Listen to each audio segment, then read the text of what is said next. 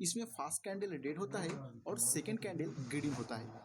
इसमें fast candle का real body पूरी तरह से सेकेंड कैंडल बॉडी के अंदर होना चाहिए और चार्ट के ऊपर ये पैटर्न अगर कुछ सेशन डाउन ट्रेंड के बाद बने तो ही इसे बुलिश एनगल्फिंग पैटर्न माना जाता है। चार्ट के ऊपर इस तरह फॉर्मेशन के बाद बुलिश रिवर्सल को इंडिकेट करता है, मतलब प्राइस यहाँ से ऊपर जाने का पॉसिबिलिटी रहता है। बेयरिश एनगल्फिंग कैंडलस्टिक पैटर्न, इस पैटर्न का फास्ट कैंडल ग्रीन होता है, सेकेंड कैंडल रेड होता है। इसमें फास्ट कैंडल का रियल बॉडी पूरी तरह से सेकेंड कैंडल बॉडी के अंदर होना चाहिए। चार्ट के ऊपर ये पैटर्न बनने से पहले कुछ सेशन अप ट्रेंड में होगा तो ही इसे बेयरिश एनगल्फिंग पैटर्न माना जाएगा और इस तरह फॉर्मेशन के बाद बेयरिश रिवर्सल को इंडिकेट करता है, मतलब यहाँ से प्राइस नीचे जाने का पॉसिबिलिटी रहता है। बुलिश हारामी कैंडलस्टिक पैटर्न, इसका फास्ट कैंडल रेड होता है, सेकेंड कैंडल ग्रीन होता है।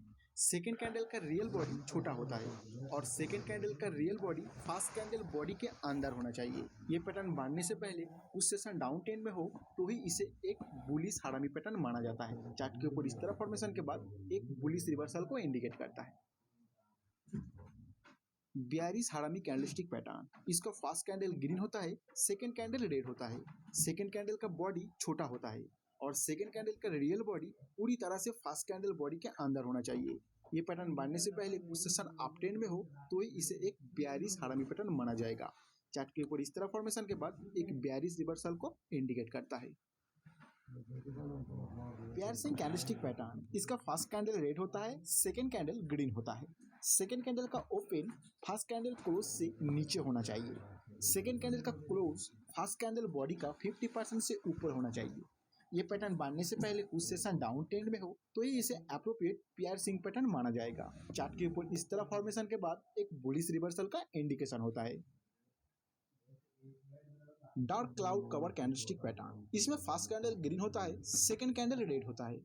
सेकेंड कैंडल का ओपन फास्ट कैंडल क्लोज से ऊपर होता है। Second candle close fast candle body का 50% से नीचे होना चाहिए और चार्ट के ऊपर ये पैटर्न अगर कुछ सेशन अप ट्रेंड के बाद बने तो ही इसे appropriate dark cloud cover pattern माना जाता है। इस तरह फॉर्मेशन के बाद बेयरिश रिवर्सल का इंडिकेशन मिलता है। बुलिश तात्सुकी लाइन्स कैंडलस्टिक पैटर्न, इसका फास्ट कैंडल रेड होता है, सेकेंड कैंडल ग्रीन होता है। सेकेंड कैंडल का ओपन फास्ट कैंडल क्लोज से ऊपर और ओपन से नीचे किसी भी पॉइंट पर हो सकता है। सेकेंड कैंडल का क्लोज फास्ट कैंडल ओपन के ऊपर क्लोज होना चाहिए एंड सेकेंड कैंडल का लो फास्ट कैंडल लो के ऊपर होना चाहिए। ये पैटर्न कुछ सेशन डाउन ट्रेंड के बाद बने तो ही इसे बुलिश तात्सुकी लाइन्स पैटर्न माना जाता है। चार्ट के ऊपर इस तरह फॉर्मेशन के बाद बुलिश रिवर्सल का इंडिकेशन होता है। बेयरिश तात्सुकी लाइन्स कैंडलस्टिक पैटर्न, इसमें फास्ट कैंडल ग्रीन होता है, सेकेंड कैंडल रेड होता है। सेकेंड कैंडल का ओपन फास्ट कैंडल क्लोज से नीचे और ओपन के ऊपर किसी भी पॉइंट पर हो सकता है। सेकेंड कैंडल का क्लोज फास्ट कैंडल ओपन के नीचे होना चाहिए एंड सेकेंड कैंडल का हाई फास्ट कैंडल हाई से नीचे होना चाहिए। चार्ट के ऊपर ये पैटर्न कुछ सेशन अप ट्रेंड के बाद बने तो ही इसे बेयरिश तात्सुकी लाइन्स पैटर्न माना जाता है और इस तरह फॉर्मेशन के बाद एक बेयरिश रिवर्सल को इंडिकेट करता है। Bullish meeting lines candlestick pattern, इसमें फास्ट कैंडल रेड होता है, सेकेंड कैंडल ग्रीन होता है and second candle gap down open होता है। फास्ट एंड सेकेंड कैंडल का क्लोज ऑलमोस्ट सेम प्राइस पर होता है। इस पैटर्न को बुलिश काउंटर अटैक पैटर्न भी कहा जाता है।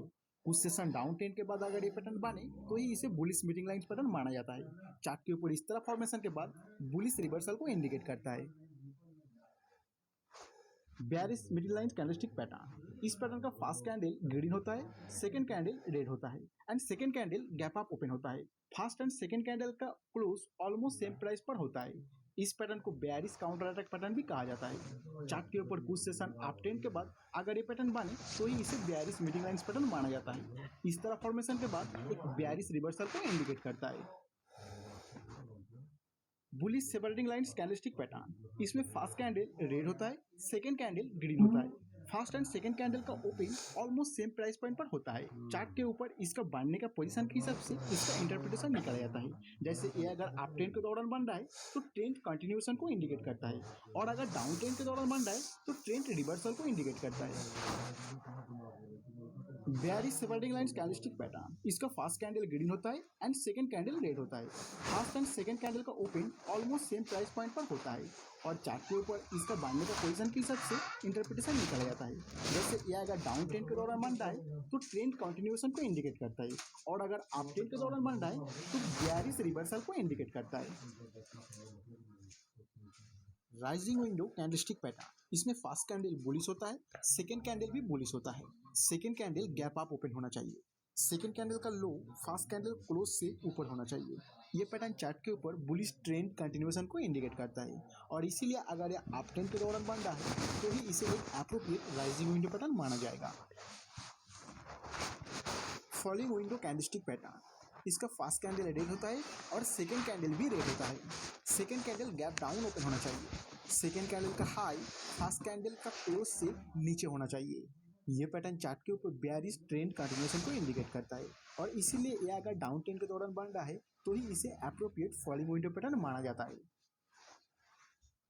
किकिंग अप कैंडलस्टिक पैटर्न, इसका फर्स्ट कैंडल रेड होता है, सेकेंड कैंडल ग्रीन होता है। इसमें दो ही कैंडल मारुबोजू कैंडल होना चाहिए। सेकेंड कैंडल का ओपन फर्स्ट कैंडल ओपन से गैप अप ओपन होना चाहिए।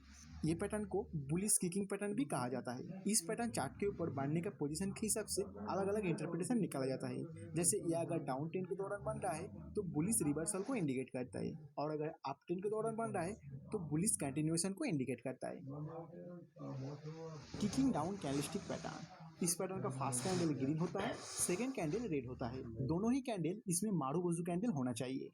सेकेंड कैंडल का ओपन फर्स्ट कैंडल ओपन से गैप डाउन ओपन होना चाहिए।